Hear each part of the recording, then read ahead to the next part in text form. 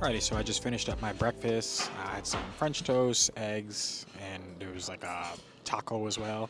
The breakfast was okay. It does have some more options, I would say, as compared to something like the American Express Centurion Lounge. But when it came to like the quality of food, it was about at the same level. It is unfortunate that they no longer have the flagship dining here because I think that would have definitely been a really nice feature to have at this lounge. But yeah, this lounge is getting a little bit busy right now. It's almost 7 o'clock in the morning, so there's definitely a decent amount of people who are flying in Flagship First. Now, when you come to the Flagship First Lounge, you do also have access to the Admirals Club as well. You're probably going to want to be in this one over the Admirals Club. I did ask them if they had a day bed, and they said that they have like a resting area over in the Admirals Club, so they don't have that over here, unfortunately. They do have a shower as an option. But yeah, as a whole, what my feeling of this experience at the Flagship First Class Lounge is that it's okay. It's, maybe it's just because I went to something like the Polaris Lounge, which I felt like was a step up from this lounge, especially with the dining that you end up getting. It wasn't as packed as this one's even getting at like 7 o'clock in the morning. Granted, it could have just been the times I was going to the Polaris Lounge that could have made a difference, but I don't think this is a bad lounge. I definitely like the way that it has really high ceilings and you can see everything when it comes to the planes over here at LAX, so that's really nice. Some things that I'll give this lounge over something like the Polaris Lounge is when you check in, you do have that check-in area, which is super nice. And then also when you walk into the Flagship First Lounge, they give you this flagship ticket, which is kind of cool. And then you come into the lounge and they offer you some champagne or a mimosa, which is a nice feature and it makes you feel like a VIP. I just feel that the Polaris Lounge is another level above this one. So this lounge, I would say, is more similar to something like a Centurion Lounge. I mean, I'll say it's a little bit above because of the fact you have more food options and a lot more drink options that I've seen over here. But there's no like bartender here to make you drinks like they had at the Polaris Lounge or at the Centurion Lounge, at least not that I've seen. Yeah, I'll just say that this lounge has been okay to me. It hasn't been anything really special. That's just something to note. But yeah, if you have the ability to experience this lounge, come to it, but just don't be expecting anything to like blow you away at this lounge here at the LAX Flagship First Lounge.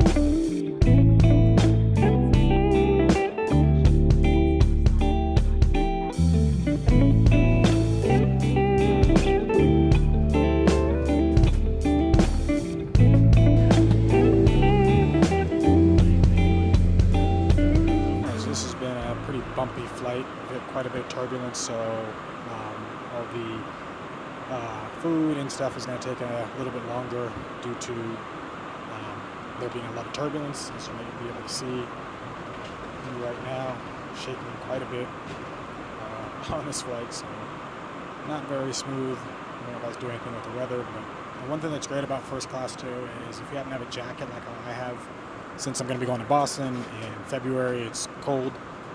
You can ask them to take your jacket and they can hang it up for you, so you don't have to have it taking up half of your seat like I normally do, or if you're in economy, so it ends up being a nice feature.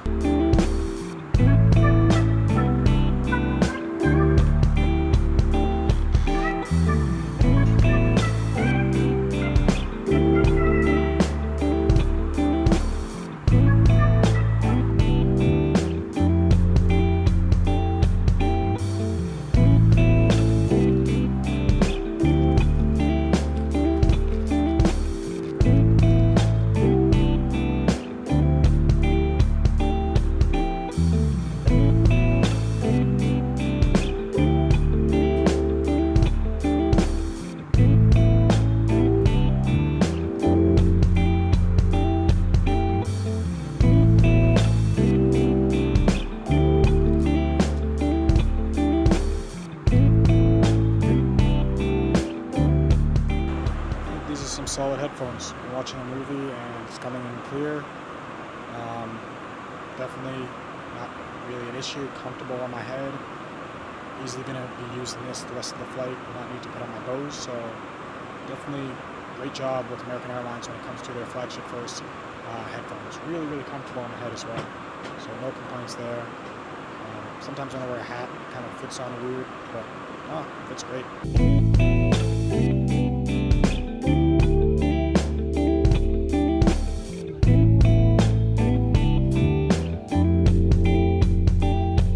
So as you can see here, the seat is not completely private. Like you don't have a door here like you may with JetBlue Mint with like the throne seat. But the way they have you angled over here, you do feel like you're in your own space. You don't have to worry about looking at other people or feel like you're going to be bothered by the people. So that is a nice thing about this seat, the way it's set up. I do know that the business class on this flight is a 2-2 configuration, so you would be beside somebody. Even though it does have a lay flat seat, you still have to deal with another person being beside you in the seat, which is something that you don't have to worry about here in first class, which is really nice.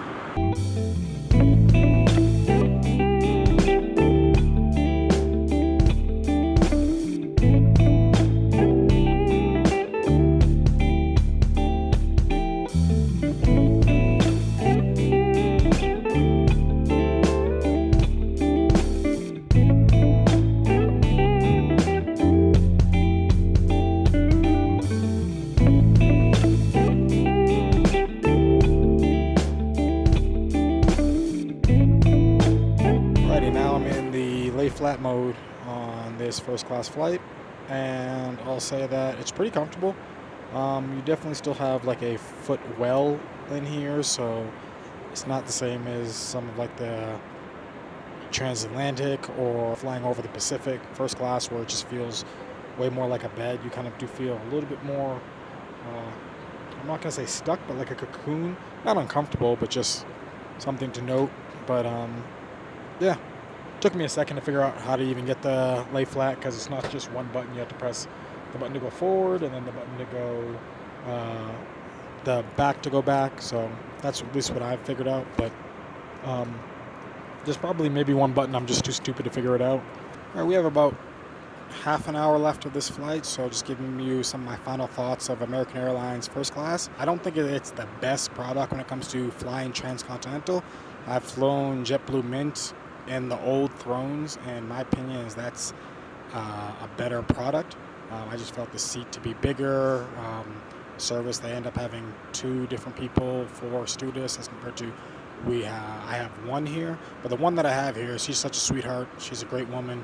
She's funny. The food's been okay. I think there was supposed to be a dessert, but I might have been asleep during the time that she was giving out the dessert, so I didn't get the dessert. But when I review the food, I'm thinking of the food, it was just okay.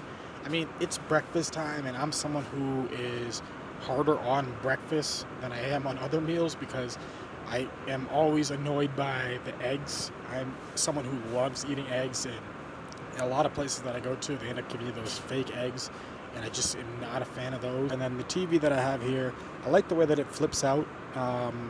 The quality's been fine. It's nothing like large or too small. It's just decent for what I have. So nothing's really blown me away from this first class product. It hasn't felt like if you are flying like international first class or anything like that. But for an American first class product, I would say that this thing's okay. It is unfortunate this is going away, but at the same time, if they have a business class product that's coming out that's going to be similar that they have, it's going to be single aisle the entire way, the stewardess was telling me, and then also there's going to be, I believe, 30 seats, where as right now there's 20 seats in business and then 10 seats in first. So they're just going to combine the two, make it all into a business class seat product. I'm looking forward to flying something like that. And I know it's going to have a door, so they're going to try to compete with JetBlue Mint.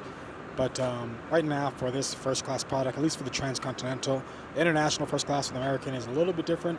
But for this Transcontinental first class, I just find it to be okay. And I feel like if you were to be paying cash to get yourself a business class product with something like JetBlue Mint, or if you happen to do Delta One or United Polaris, it would end up being about the same level as something like this. But all in all, as a first class, try to be another level above business.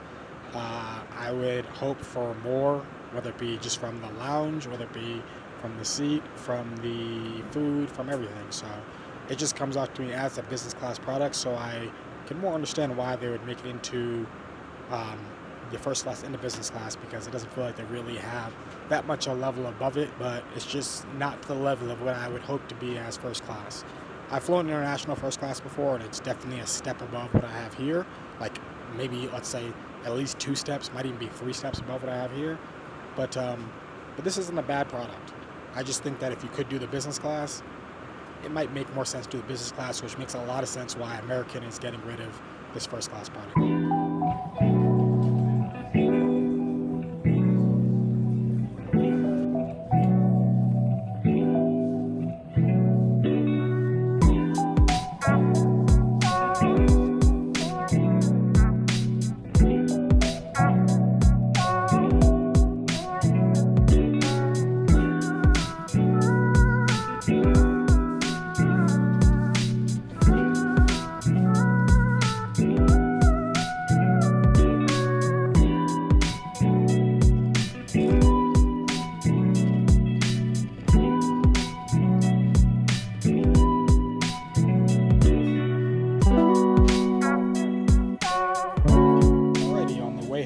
From Boston back to Los Angeles, I'm going to be flying again in American Airlines Flagship first. So for this time, I'm in seat 1F instead of 1A, so I'm on the other side. And this is a later flight, so instead of having breakfast being served to me on this flight, I'm going to be getting it's like a little after 6, so it should be a dinner flight, which is going to be great to be able to compare those two things.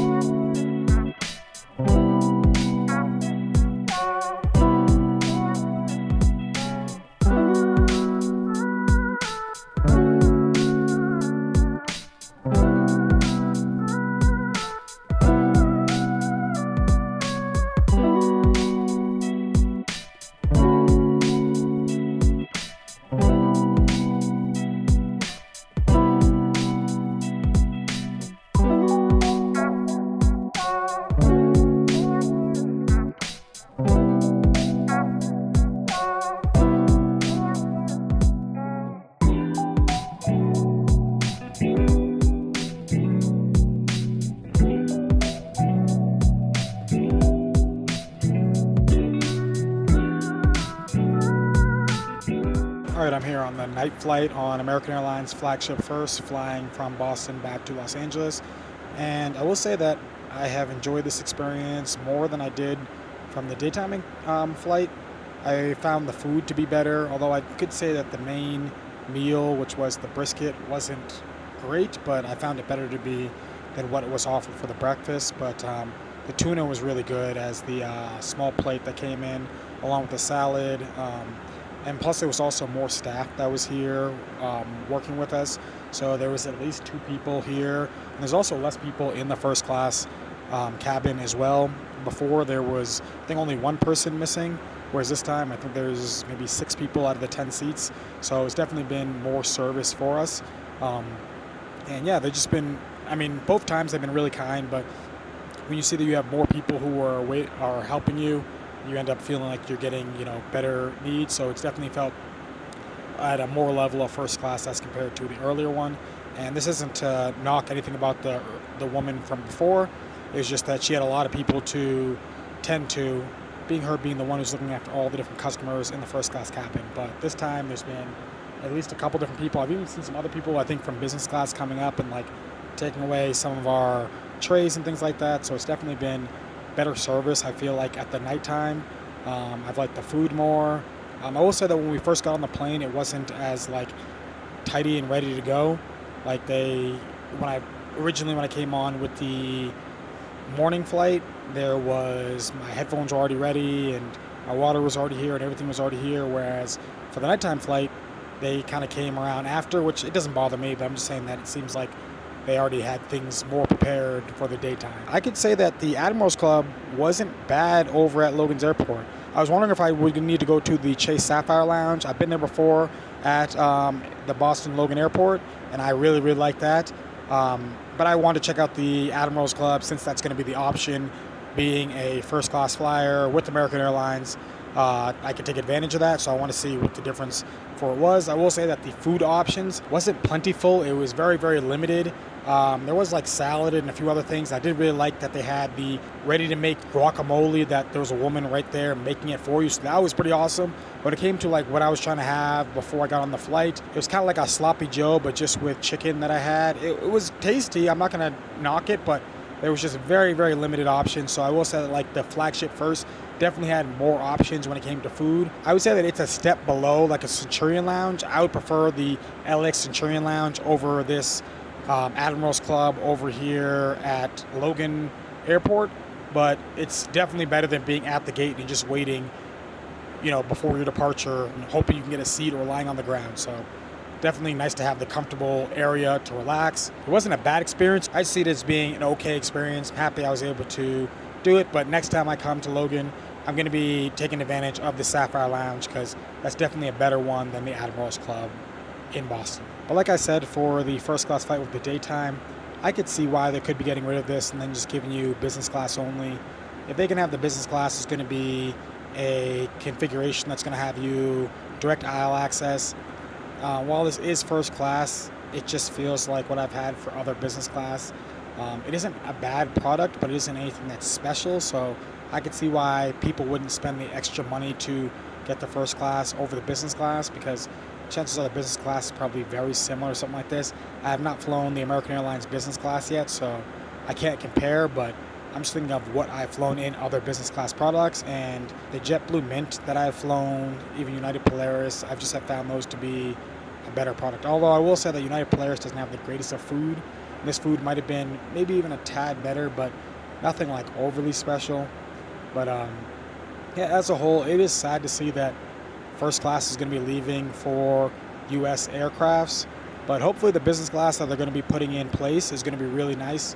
It looks nice from what I've seen from like the computer-generated images that have been shown for what the new business class is going to be having that's going to be taking over this route. But I am happy that I was able to fly an American first class product before it ended up going away.